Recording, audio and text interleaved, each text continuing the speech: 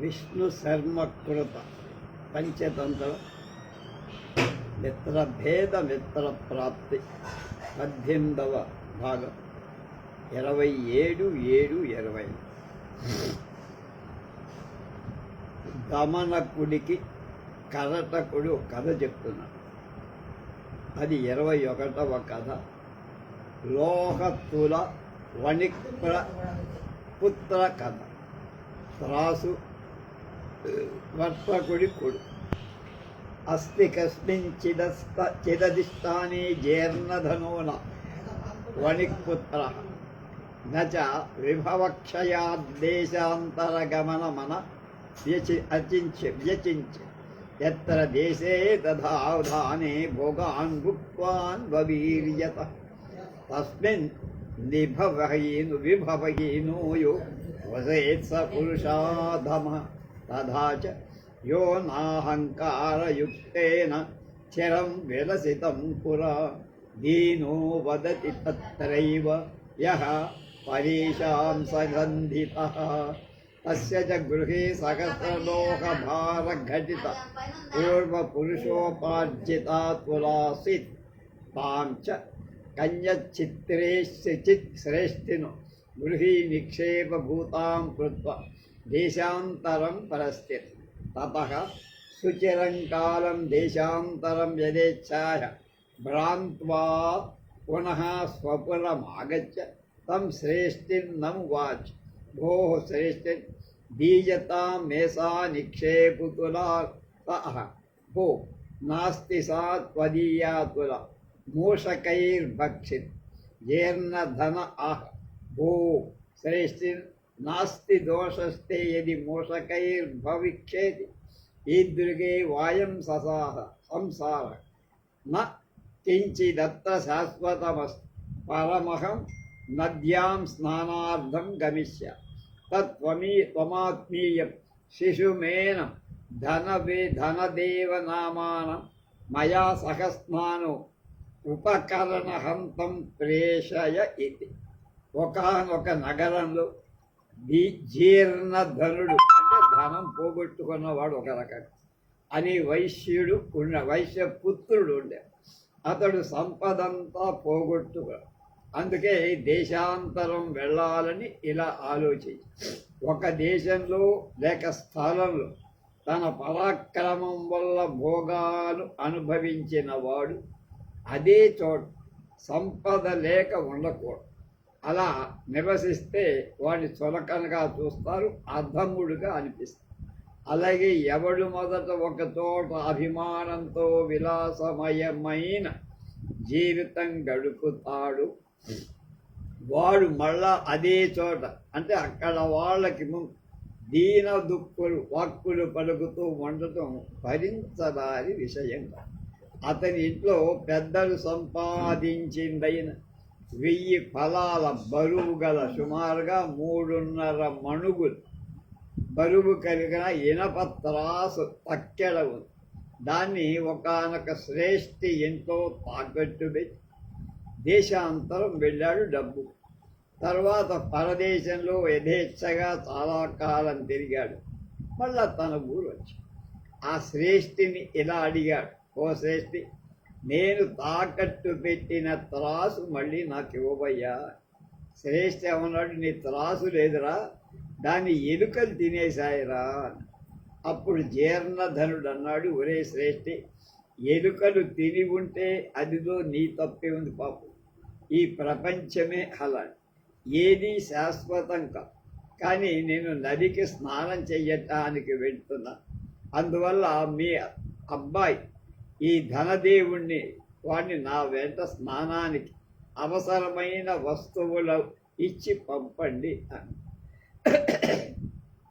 సోపి శౌర్య భయాత్ తస్య శంకిత స్వపుత్రం వత్స పితృవ్యోయం తవ స్నానార్థం నద్యాం యాస్య తద్గమ్యతామనేన సార్ధం స్నానోపకరణం ఆదాయ అహో సాధ్వితం ఉచ్యతే న భక్త్యా కశ్చిత్ కోపి ప్రియం ప్రకురుతే నరః ముక్త్వా భయం ప్రలోభం స్వకాయ కార్యకారణమేవ తథా చ అత్యాదరో భవేద్యత్ర కార్యకారణవర్జితః తత్ర శంకా ప్రకర్తవ్య పరిణామే సుఖావహ.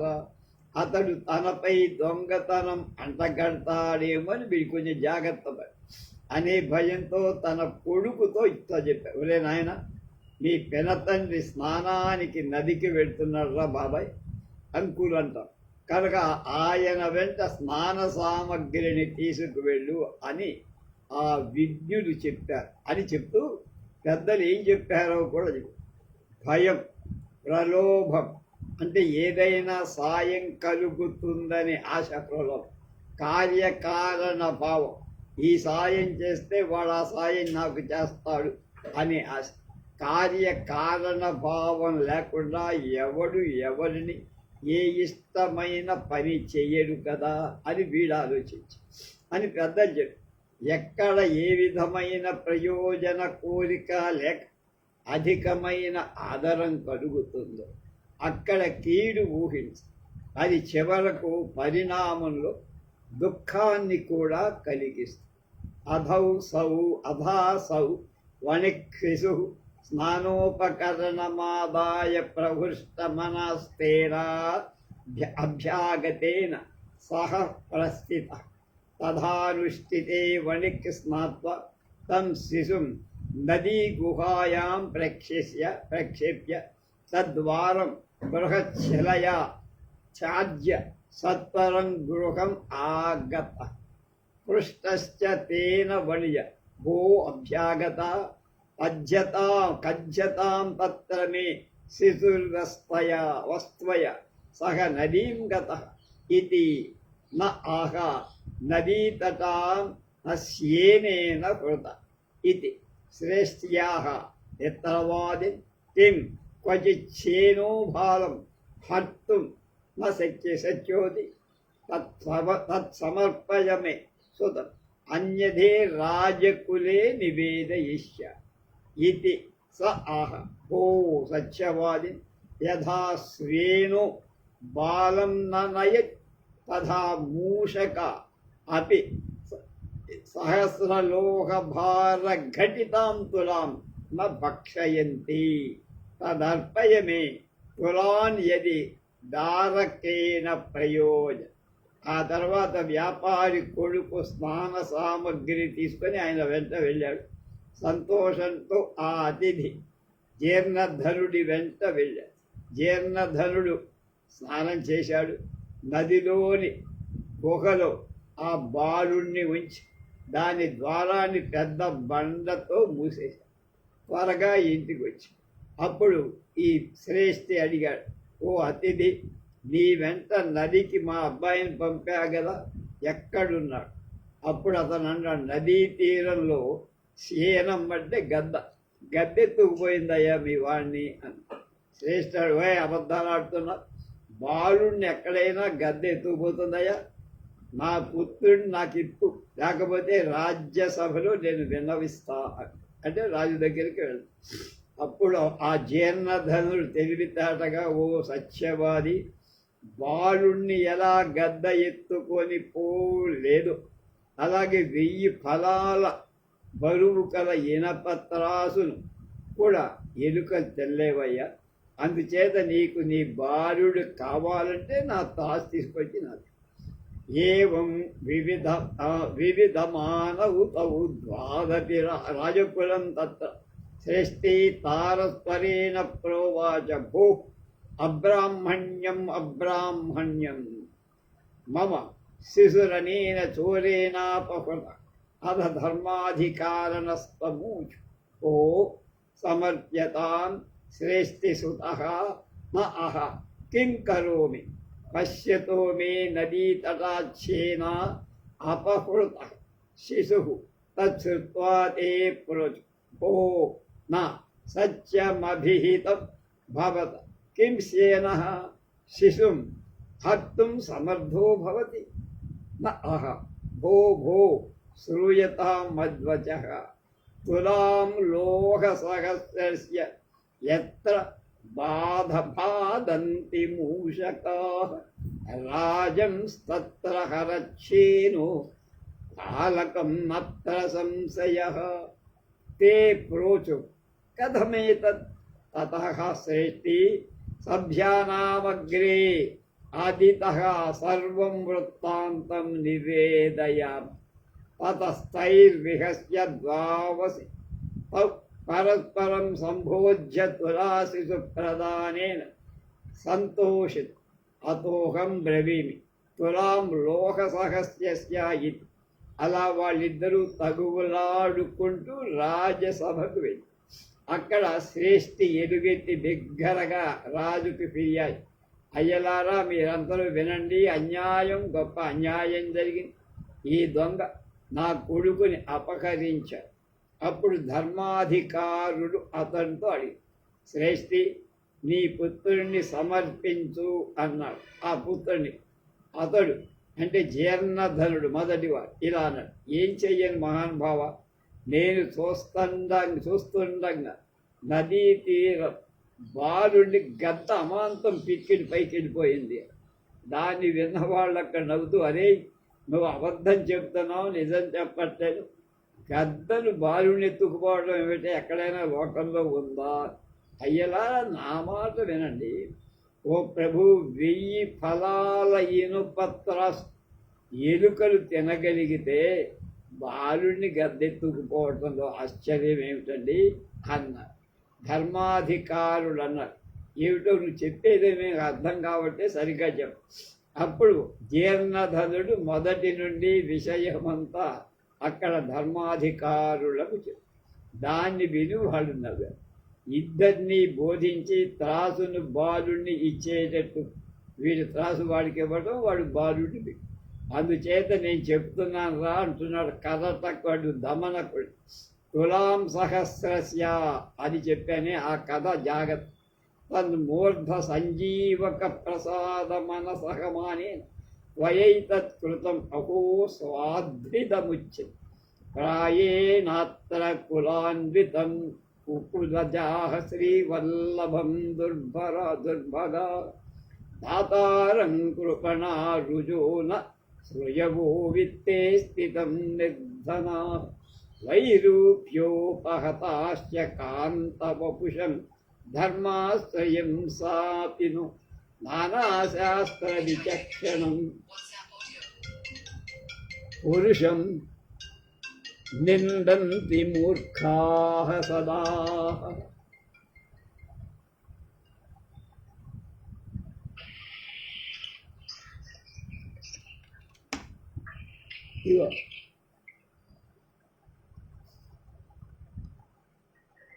తథా చ మూర్ఖాణాం పండితాద్వేషా నిధనానాం మహాధనాః పరతినః పాపశీలానాం అవతీనాం కులస్త్రీ.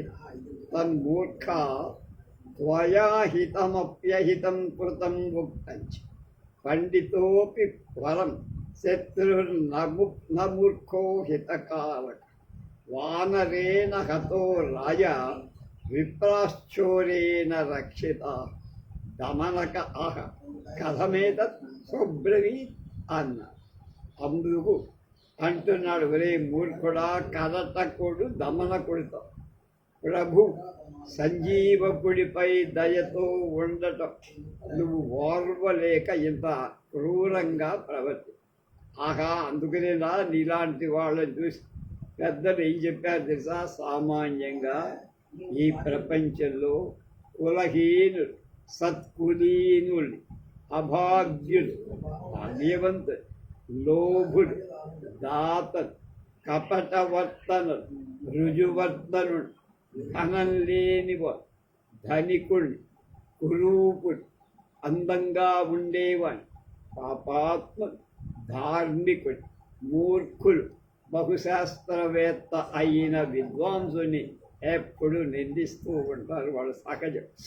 అలాగే మూర్ఖులకు పండితులు, ధనహీనులకు మహాధనమున్నవాడు, పాపులకు వ్రతనిష్ఠులు, జారినులకు కులస్త్రీలు ద్వేషింపతగిన వాళ్ళుగా ఉంటారు.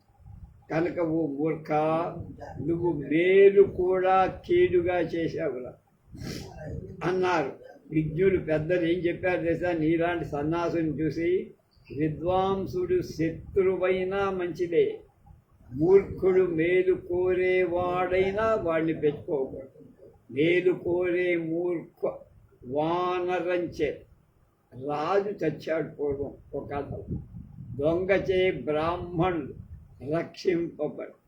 అంటే మేలు కోరే మూర్ఖుడి చేత రాజు చస్తే, దొంగ చేత దాని వాళ్ళందరూ దొంగలందరి దూరం పెడతారు, దగ్గర బ్రాహ్మణులు రక్షింపబడ్డారు. అప్పుడు దమనకుడు అన్నాడు, ఏమిటా కథ ఏమిట్రా చెప్పు. కథ 22, నృపసేవక వానర కథ.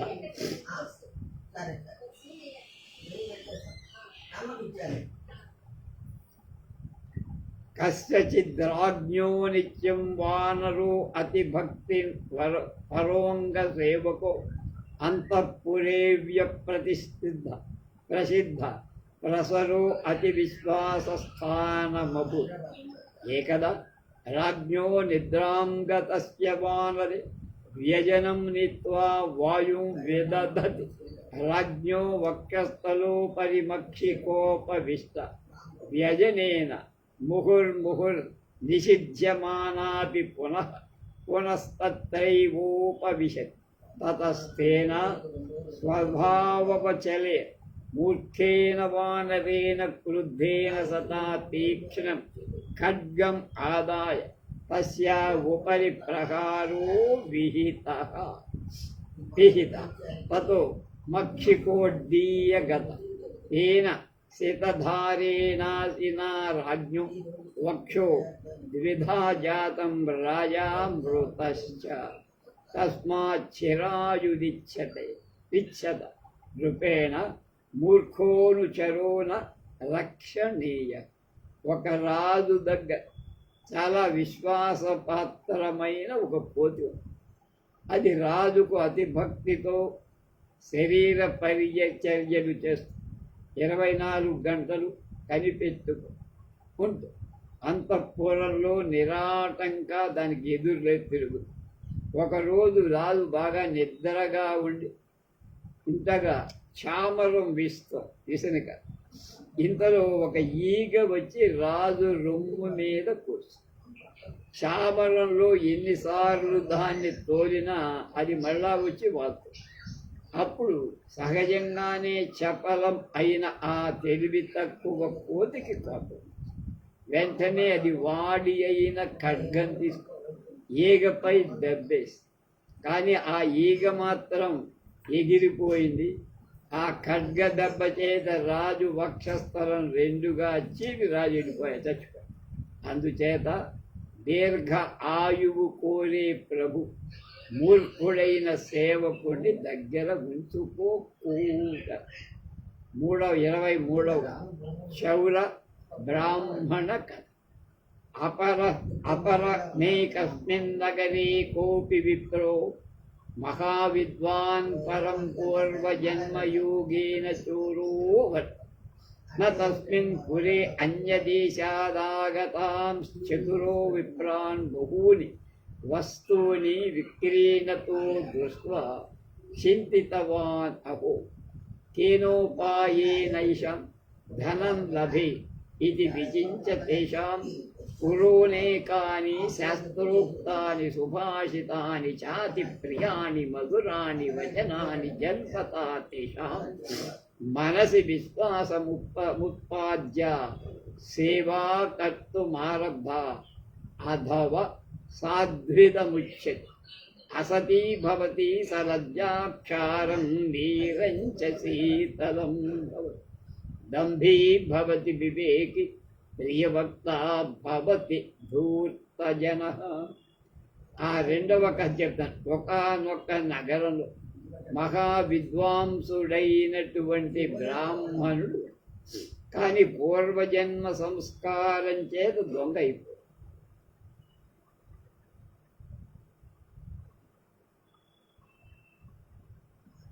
అతడు ఆ ఊళ్ళో పరదేశీదైన 4 బ్రాహ్మణుల అనేక వస్తువులు అమ్ముతుండగా చూసి తనలో ఇలా అనుకుని, ఆగా ఏ ఉపాయంతో అయినా వీళ్ళ ధనం పొంద, ఇలా అనుకొని శాస్త్రోక్తాలైన అనేక సూక్తులు, ప్రియమైన మధురమైన మాటలు వాళ్ళ మనస్సుకు నమ్మకం కలిగించి వాళ్ళని సేవించసాగి పెద్దలు చక్కగా దీన్ని చెప్పారు. జారిని వేశ్య సిగ్గు బాగా అభినయిస్తుంది, ఉప్పు నీరు చల్లగా ఉంటుంది, దంభాచారుడు జ్ఞానులుగా కనుక, వంచకుడు అతి మధురంగా మాట్లాడు కనుక ఆ మాటల బట్టి మనం ప్రలోభపడం.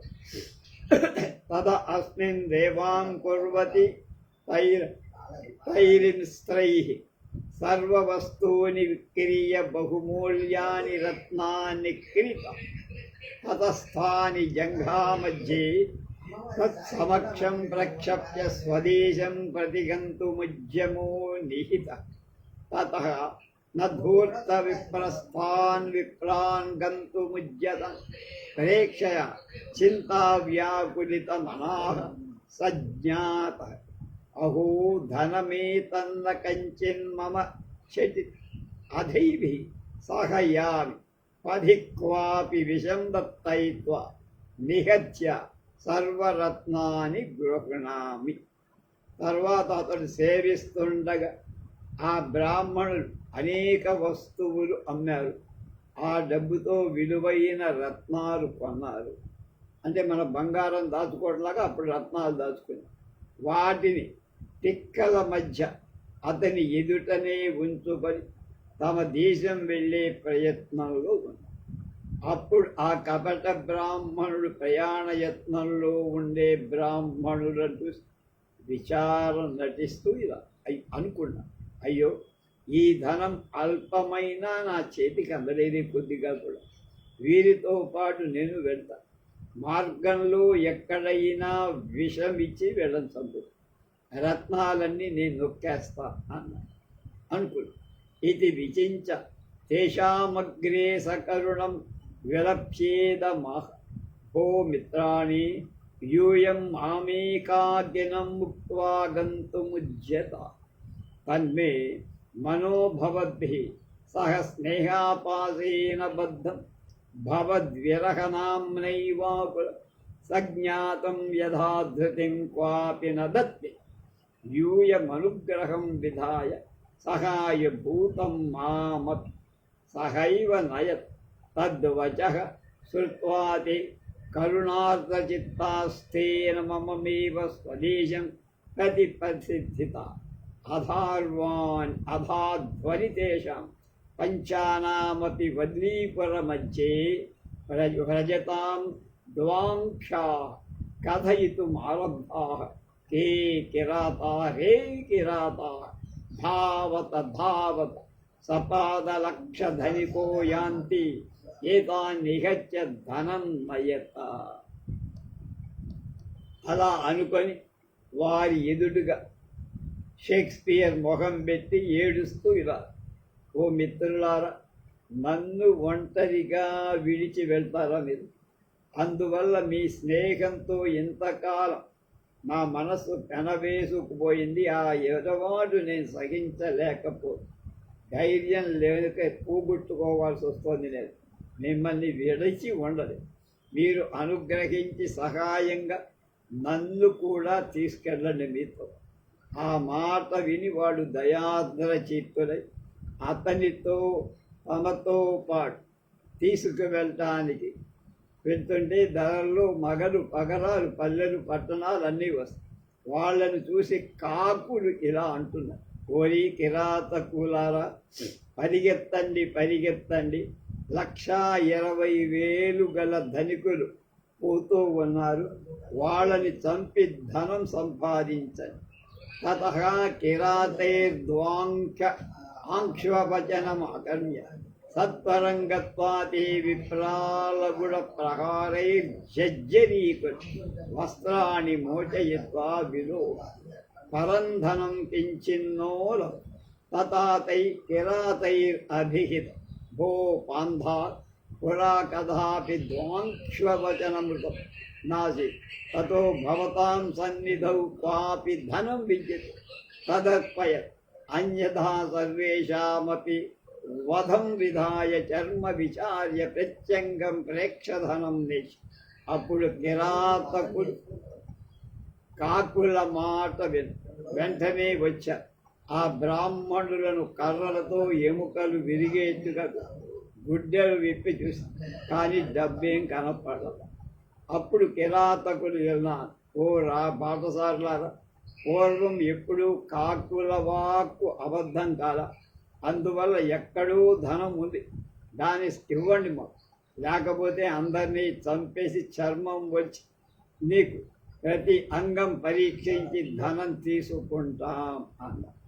తదా తేషామీదృశం వచ సమాకర్ణ్య చోర విప్రేణ మనసి చింతిత యదేషాం విప్రాణాం వధం విహాయాన్ విలోక్య రత్నాని నేష్యంతి తదాపి మాం వధిష్య తతోహం పూర్వమేవాత్మానమరత్నం సమర్పయితాన్ ముంచామి భుక్తంచ మృతోద్భిభేషి కిం పాలన సఘితం కిముంచతి సభీతం కిమిముంచతి అజ్యవాబ్ద శతాంతే వా మృచ్ఛైర్వై ప్రాణినం ధ్రువం తథా చ గవాద్ధే బ్రాహ్మణేర్ధే చ ప్రాణత్యాగం కరోతి యః సూర్యస్య మండలం భిత్వా స యాతి పరమాం గతిం ఇది నిశ్చిత్యాభిహితం.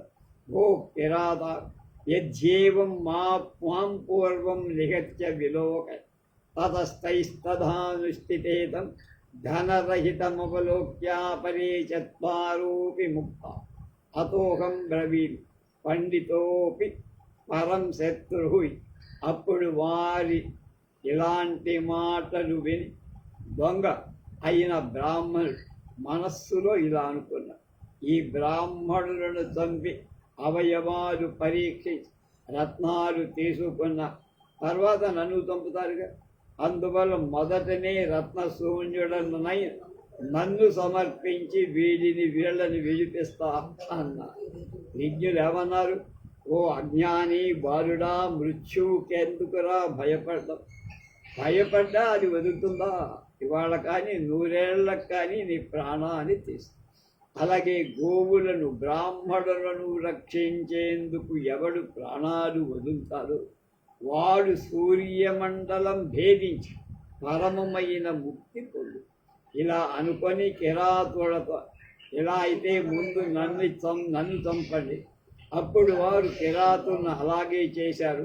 అతని శరీరంలో ఏ డబ్బు కనపడ, అందుచేత తక్కిన వాళ్ళ నలుగురిని వదిలే. కనుక నేను చెప్తున్నాను రా రమణ, పండితోపి పరం శత్రుహూయ అధైవం సంపదోతస్తయో సంజీవక క్షణమేకం పింగళకేన సహ యుద్ధం కృత్వా తస్య ఖర నఖర ప్రహారాభిగతో గతా సుర్వసుందరా పీఠే నిపత అధతం గతాసుమవలోక్య పింగళకస్తద్గుణ స్మరణార్ద్రహృదయా ప్రోవాచ భూ అయుక్తం మయా పాపేన కృతం సంజీవకం వ్యాపాదయత యతో విశ్వాసా ఘాతాదన్యన్నాస్తి పాపతరం కర్మ ఉక్తంచ మిత్రద్రోహీ కృతఘ్నశ్చ యశ్చ విశ్వాసఘాతుకఘాతక తే నరాం నరకం యాంతి యావచ్చంద్రదివాకరం భూమిక్షయే రాజవినాశ ఏవ భృత్యస్య వా బుద్ధిమతో వినాశి నో యుక్తముక్తం క్షణయుః సమత్వం నస్తాపి భూమి స్వలభాన భృత్యాః సభా మయా సభామధ్యే నచైవ ప్రశంసిత తత్కిం కథయిష్యామి తేషాం అగ్రతః ఉక్తంచ ఉక్తో భవతి యః పూర్వం గుణవానితి సంసది న తస్య దోషో వక్తవ్య ప్రతిజ్ఞాభంగ వీరున ఇద్దరూ ఒక చోట కరటక దమనకు ఇలా సంవాదం చేస్తుండ సంజీవకుడు ఒక్క క్షణం పింగళకుడితో యుద్ధం చేసి అతన్ని వాడి గోళ్ల దెబ్బలతే ప్రాణాలు తీసేశారు. వాడు నేలవైపాడు. అప్పుడు పింగళకుడు మరణించిన అతన్ని చూశారు. అతని సుగుణాలను తలుస్తూ ఆర్ద్ర హృదయుడై ఆ సింహం ఇలా అన్న, అయ్యో సంజీవకుణ్ణి చంపి నేను చాలా పాపం చేశాను.